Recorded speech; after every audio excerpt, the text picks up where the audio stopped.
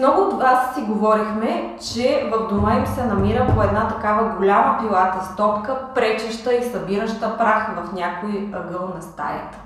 Сега ще ви покажа няколко бързи и много лесни разтягания, които интуитивно даже ще ви дойдат като движения, но не сте се сетили да я използвате.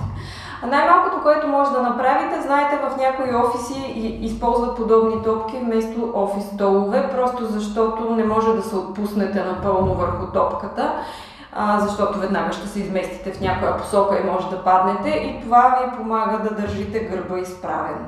Раздвижваме кръвообращението с няколко смешни, лесни, много приятни, като за деца, подскоци. И това може да си го направите още докато сте на компютъра.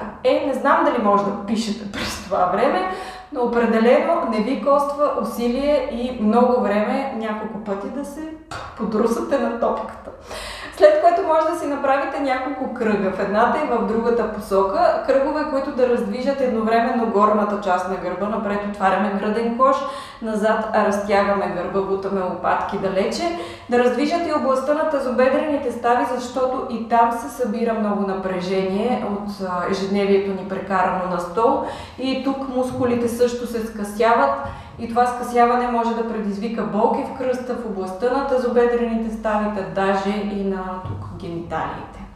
И след това, разбира се, се изправяте малко, защото най-вероятно прекарвате 8, а може би и повече от 8 часа пред компютъра.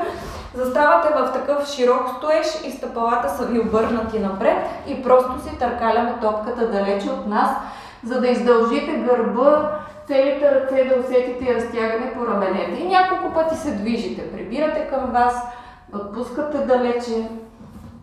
Ако не стигате много далече, оставате някъде тук, гърба ви е високо, не може да пропаднете надолу, стъпете още по-широко или поне опитайте да стъпите още по-широко. И след няколко такива движения задръжте хубаво протегнати. Отпуснете глава между ръцете, тук ще усетите да се разтяга всичко. Може да пуснете едната ръка да се подпре на пода или да си виси в случай, че топката ви е по-голяма и не стигате до пода. Или да ви прегърне и да изтеглите рамо назад, малко да отворим гръдния кош и пак да противодействаме на приведената ви напред позиция. И съответно после го правим и с другата ръка.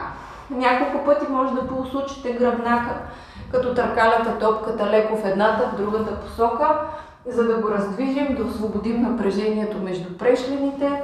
С всякакви усуквания внимавате, разбира се, в случай, че имате дискови хернии. И след това може да застанете върху топката по този начин, така да ви се подпре на стъпалата, да може да седнете на нея, да облегнете кръста и да се отпуснем далече назад. Ако тази извивка ви е прекалено голяма, изправяте се да си седнете в така по-предната й част и после да отпуснете целия кръг назад.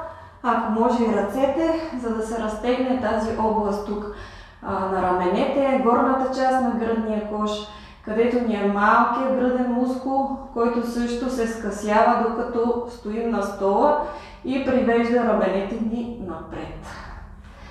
Ако не сте ползвали такава топка отдавна, може малко да ви е некомфортно първо да се отпуснете върху нея, трябва да й се доверите, че няма да изпаднете. А след като свикнете, ви гарантирам, че ще ви е много приятно.